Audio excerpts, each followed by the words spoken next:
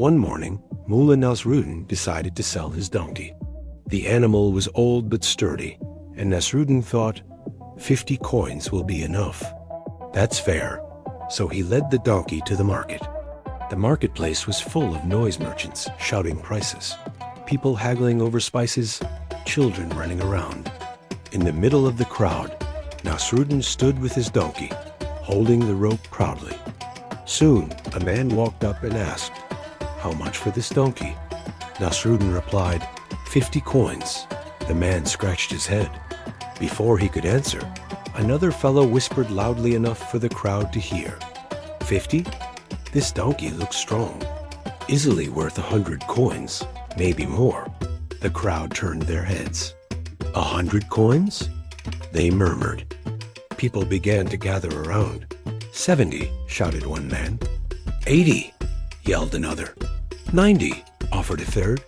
The bidding grew louder and louder until finally someone cried, 100 coins. At that moment, Nasruddin raised his hand. Stop, he shouted. The crowd fell silent. What is it, Mullah? Why stop now? They asked. Nasruddin stroked his beard, grinned, and said, when I came here, I thought this donkey was worth 50 coins. But now you yourselves have proven it is worth 100. And only a fool would sell something worth 100 coins for 50. So I've decided I'm keeping the donkey. The crowd gasped, then burst into laughter. Some were annoyed, others shook their heads. But deep inside, they knew Nasruddin was right. As he led his donkey away, Nasruddin whispered to himself, sometimes the crowd tells you the value of what you already have. The trick is not to be the fool who gives it away. Have you ever experienced something like this? When someone else admires what you have, do you often find yourself wanting to get rid of it? Sometimes we tend to think that if someone appreciates what we possess, it means we haven't been making the most of it. But remember, just because someone else sees value in something doesn't mean you're not using it to its fullest potential.